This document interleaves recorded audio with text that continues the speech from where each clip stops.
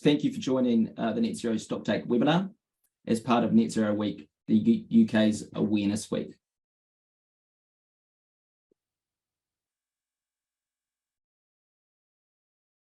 So who am I? My name's John Lang and I represent the Net Zero Tracker. The Net Zero Tracker was founded in 2019 and it's gone through a few iterations, but now it consists of 4 partners. Ourselves, the Energy and Climate Intelligence Unit, the Data-Driven Envirolab in the US, the New Climate Institute in Berlin, and Oxford Net Zero at the University of Oxford. Essentially, the Net Zero Tracker is a transparency and accountability tool. We look at over 4,000 entities in total. So we look at all nations, major subnationals, so every city with over 500,000 people, and all regions in the 25 largest emitting nations in the world, and also the 2,000 largest publicly listed companies. The Net Zero Tracker is comprehensive. We look at those that, not only those who disclose, but also those who don't. By interrogating publicly available information, we're completely independent and we're open and we update in real time, not just say on a cadence every year. And I'd like to use this opportunity to extend a massive thank you to our volunteer students at the University of Oxford. There's about 200 who have actually signed up over the last 2 years. And also a big shout out to Camilla and Natasha who coordinate that at the University of Oxford. So a little bit more about the tracker. So we like to think about the journey from pledging to actually reducing emissions as intent, then integrity, then implementation. And so our bread and butter here at the tracker is looking at the integrity of targets because we see that as a prerequisite to actually implementing emission reductions. So we look at targets. We ask obviously what the end target year is. We also collect data on interim targets. The status of the target, is the target in a policy document or is it a law? And we also look at the type of target. So it may not be a net zero target. We also collect other targets. Coverage, which greenhouse gases? Does it cover consumption emissions, historical emissions? For businesses, what's most relevant is, does it not only cover scope 1 and 2 emissions, but also scope 3? We also look at governance. Does the target have a complete plan? Is equity considered? Is there a reporting mechanism? Do these entities report annually? Is there formal accountability? And we also look at carbon credits and sinks. So is an entity using offset credits? And are they applying any conditions against those? Are they planning to look at carbon removals? And if so, do they split their target into reductions and carbon removals? So the Net Zero Tracker is, we've tried to make it as intuitive as possible. We've just launched our new Data Explorer. So I encourage you to visit the website and try the new tool. Basically, you can interrogate a range of integrity metrics across different regions or specific countries, or indeed get the global view. You can also dive into it by this map here on the right.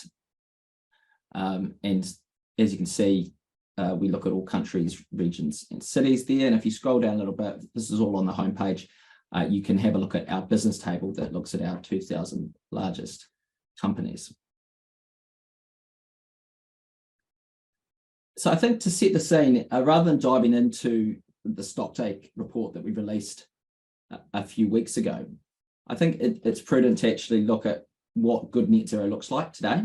And that was most prominently advocated for by the UN expert group, or sometimes called the high-level expert group, on the net zero emission commitments of non-state entities. This was a report commissioned by UN Secretary General Antonio Guterres and led by Catherine McKenna. So I'm just going to stop sharing and show an infographic that I created at the end of last year. So what does good net zero look like? Well, actually, we should start with why do we need to show what good net zero looks like? So Antonio Gutierrez sums it up best when he says that net zero suffers from both a surplus of confusion and a deficit of credibility. And so we need to be addressing both of those. So what are these 10 recommendations? The first one was to announce a net zero pledge. And that should be made at the highest level possible. And the pledge should also have an interim reduction target as soon as 2025. Targets should be set quickly after a pledge, and they should be set fully. So taking businesses as an example, they should all include all emission reductions from an entity's full value chain and activities. So scope 1, scope 2, and scope 3. Entities should be clear around the use of offset credits. And specifically, offsets should not be used this decade. They should not be used for interim targets. If offsets are used, they should come last, not first. They should be additional, and they should be highly durable or permanent. Targets should have a comprehensive transition plan. I dive into some details here around a business. So, for example, there should be a third-party verification approach. There should be actions to address data limitations. And there should be a governance structure for the transition. Fifth recommendation is to phase out fossil fuels and scale up renewable energy. The sixth is to align lobbying and advocacy. And this basically means lobbying for positive climate action and not against it. And so our partners at Influence Map collects data specifically on this, so we're looking to line up with them over the coming months. Seventh, consider people and nature in the just transition. The world cannot reach net zero by 2050 without ending deforestation. The eighth recommendation, increase transparency and accountability, and that's what the net zero tracker is all about. But this is obviously specifically for entities.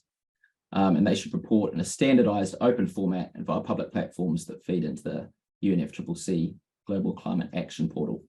And they should be verified by third parties. And the ninth recommendation is that entities should invest in just transitions. I think I'll leave it there. There is also a 10th recommendation to accelerate the road to regulation, but that's mainly for policymakers.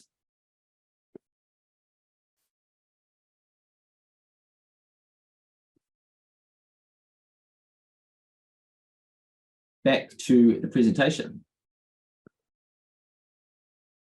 So, a few weeks ago, we released our Net Zero Stocktake report. It's our third instalment. Our first was titled Taking Stock. That was by ourselves, the Energy and Climate Intelligence Unit in Oxford. But since then, the Data Driven Enviro Lab and New Climate Institute have joined us. And so this is the second edition of the full partner consortium. And so how am I going to take us through this? So the good, the bad, and the ugly, and I'm actually going to shoehorn the great at the end. So what's good from the report? So we saw that at the national level, we've seen a small increase in target setting from 124 to 149 over the last 2.5 years. States and regions and cities, there has been incremental progress. So 145 and 252 respectively today. But the best news is that at the company level, we've seen a doubling over the last 2.5 years from 417 to 929. And actually that 929 figure, so 929 out of 2,000, belies the actual annual revenue that's covered by net zero targets today. So what we have seen is that the largest of the large are actually moving the quickest. So by annual revenue, 66% or 2/3 is now covered in a net zero target of some description. Now, of course, they vary in quality. And actually, in the last 2.5 years, the figure, the trillion-dollar figure is improved from 3.8 trillion to 26.4 trillion. So that gives you an idea of how far we've come at the corporate level.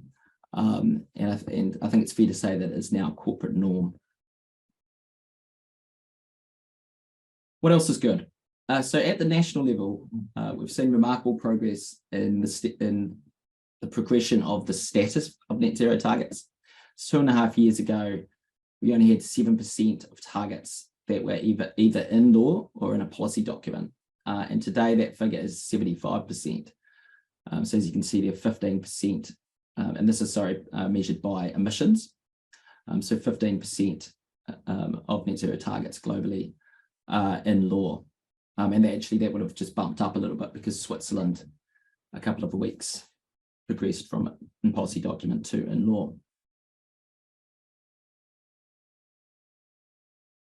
The bad. So 8 years after the Paris Agreement was signed, thousands of subnational entities and corporates still do not have any net zero target at all. So you can see there, no target at all, 37%. And obviously we need more entities signing up to net zero, or indeed signing up to a strongly ambitious mitigation target. So I'm just focusing in here on companies. You can see that the EU's moving relatively quickly compared to, for example, the US. You've got a real lackluster effort in China for various reasons. But then at the global level, not quite 50% has a net zero target.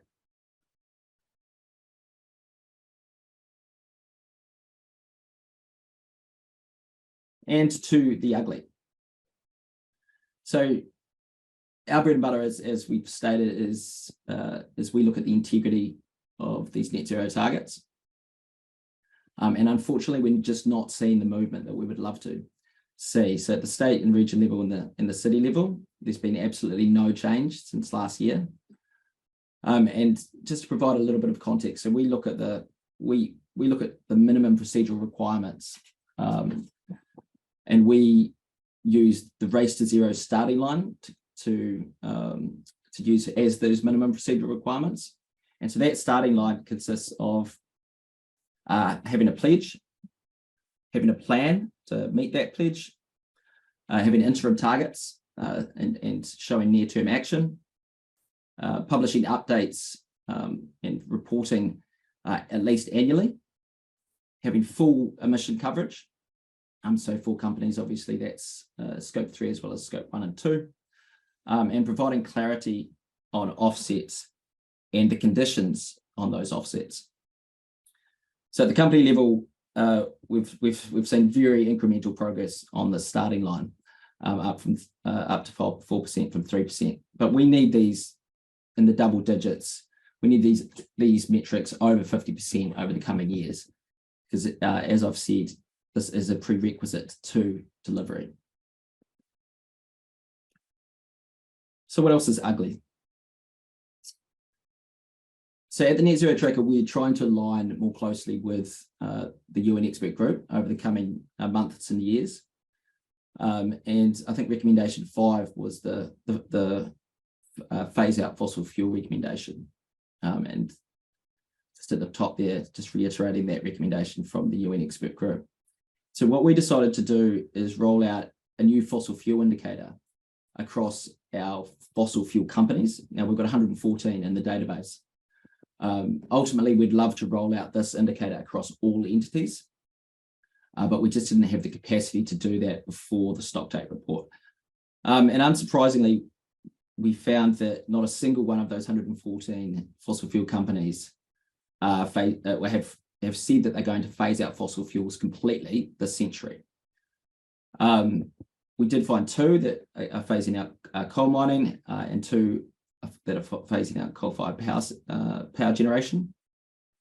But we found 0 claiming to end exploration this century or claiming to end production.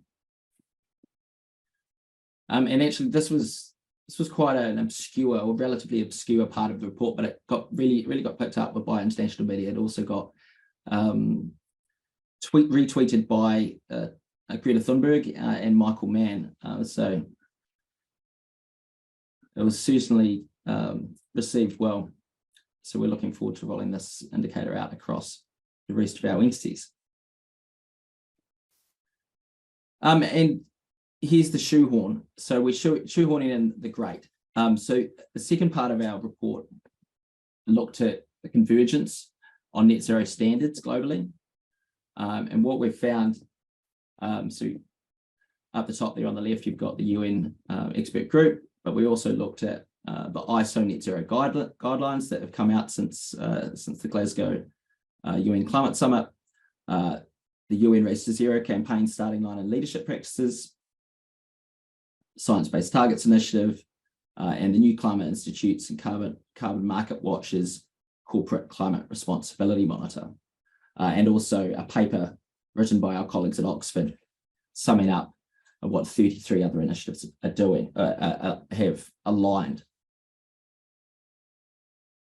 So what we found in general is that there has been a convergence on principles at a really high level, but there still needs to be more specificity for the operationalization of what good net zero looks like. And this addresses the second part of the ledger of the surplus of confusion that Antonio Guterres talked about. So the clearer that our standards can be and the criteria for what good net zero looks like, the less room there is for entities, for companies to be strategically ambiguous, and the less opportunity there is to find hiding places. So all in all, it's really good news that we have seen this convergence, and I often use the word striking. Some of my colleagues within the tracker think it's much slower than that, but if you judged how far we've come over the last 2 years, I think it really has been a marked increase in how and what good net zero really does look like.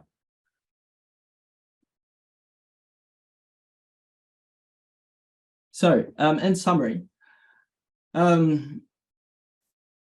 think it's fair to say that it's the end of the beginning of net zero, or it's well and truly the end of the beginning for net zero, and we're firmly in the phase of delivery. From 2008 to about 2018, we were in the phase 1 of net zero, which was the scientific principle.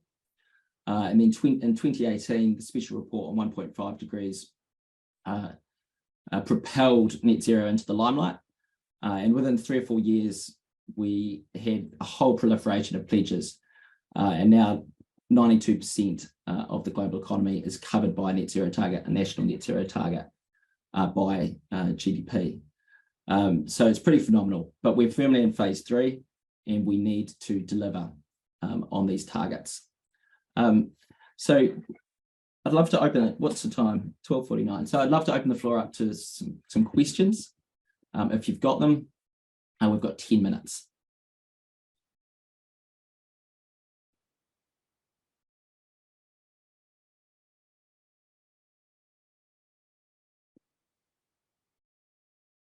And Nick, if you're still on the line and no questions come in, feel free to ask me some.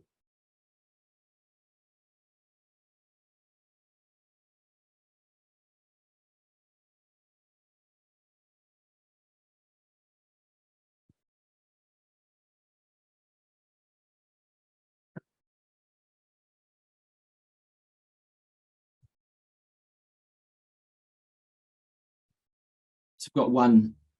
Thank you, Nick. Actually, no, we've just got another one here. What is your opinion on offsetting? Is the tech there yet for it to be meaningfully done? I think you may be conflating offsetting with carbon dioxide removal, if you mean the tech for carbon dioxide removal. So let's just split that. So what is your opinion on offsetting? So I think first and foremost, offsets shouldn't be used not this decade. I was about to say this century. So maybe they shouldn't be used this century, but offsetting is just not on for interim targets. So what we need to see is emission reductions of at least 90%. I think the IPCC says between 91 and 97%. So emission reductions need to be the priority. On carbon dioxide removal, yeah, the tech's certainly not there yet, but entities can invest, and that's what they should be doing. Rather than offsetting, they should be investing in carbon dioxide removal technologies so that they can be deployed and scaled up later in the century.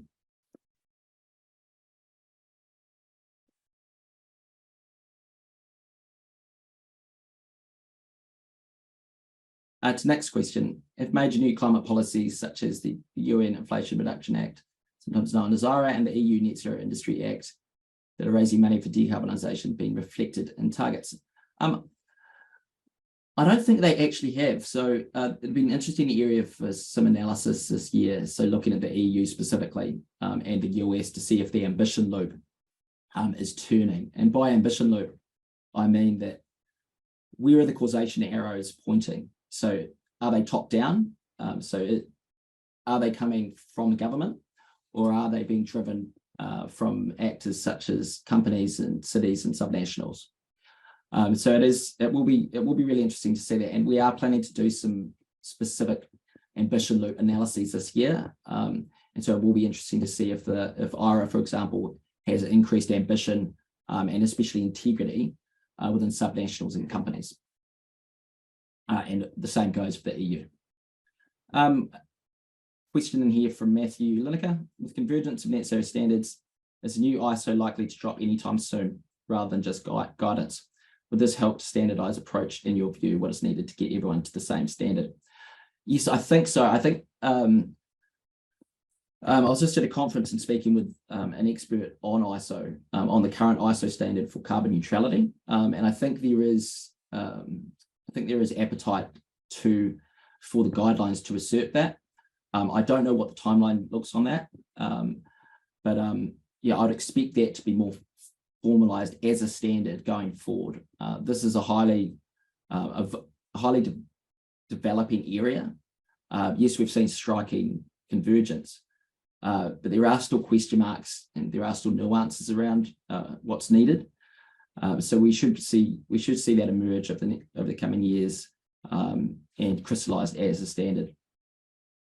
And then in terms of trying to get of what is needed to get everyone to the same standard, I think all of these bodies need to be talking with one another. There needs to be collaboration, and we are seeing that. And so the tracker is obviously keeping its ear close to the ground to make sure that we don't confuse the landscape anymore. And so that's one of the reasons why we are trying to align as closely as we can to the UN expert group's recommendations. For example, the UN just announced a recognition and accountability framework that will be operationalized over the coming years. And one thing that they've committed to, which was really encouraging to see, is alignment with the UN expert group's recommendations. Another question: is the data open source, as in anyone can use this commercially? Yes, it currently is. So it's completely free to use. I think MSCI uses it in a commercial sense.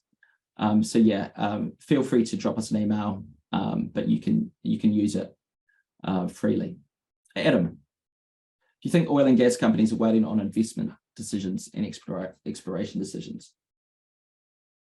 It seems crazy that nobody is setting a 2050 target on stopping exploration. You mentioned the media was on this. Yeah, I think so. I mean, it would be great to see. We've seen companies like Ørsted moving in the right direction, but that predated the Paris Agreement. So they've basically moved from a fossil fuel company to a renewable energy company in the space of 8 or 9 years. So you do have an analog there.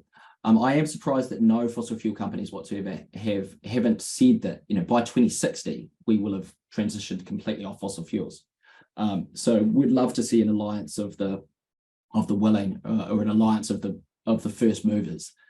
So I think that's the first step. We need some fossil fuel companies to just say that they are going to transition completely off. Now that obviously has commercial and share price implications. I think what I would love to see in the coming years is a company saying that they will transition completely off fossil fuels And actually, if we were to see the share price increase, that would be an absolute boom. And hopefully some more dominoes would fall. How are we going for time? We've got 4 minutes. Frank, is there any information about which path the companies choose on net zero, especially in how degree does the plan consist of CO2 capture?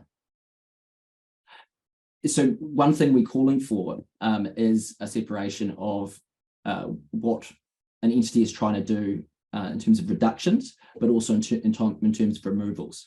So an ideal target would actually split those out. So you've got the different proportions. And then we'd also want firm disclosures on what that CDR, what those removals might look like, whether they're banking on technological removals in the longer run, or, for example, nature-based removals in the shorter run. But the question will always remain, are those removals going to be permanent, or are they going to be highly durable? And if you're planting trees, it's just simply not durable enough. So we just need to see that really do need to see those emission reductions over that 90% figure to start with. And just to also mention that removals should only be used for residual emissions, for hard to abate emissions later in the century.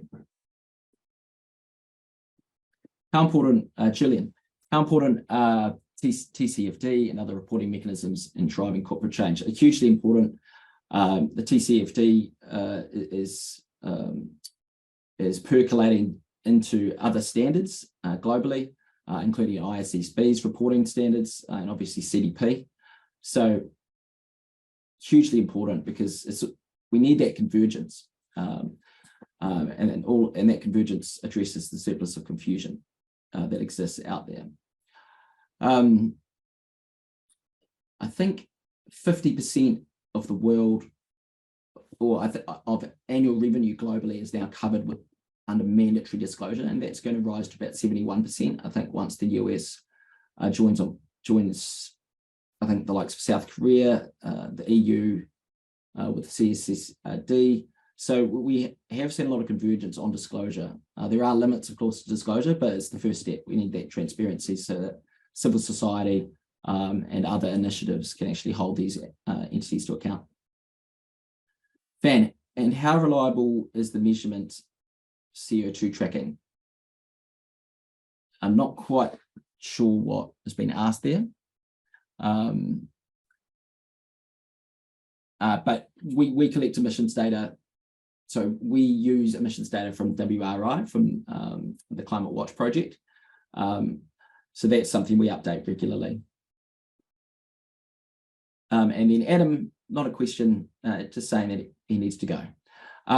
If there are any other questions, please email them my way or to the Net Zero Tracker. We can be found at hello@zerotracker.net. And also just to mention before we close out that more webinars are taking place across this week. So you can visit www.netzeroweek.com/business to get involved in more live and exclusive events. So thank you to all those who showed up.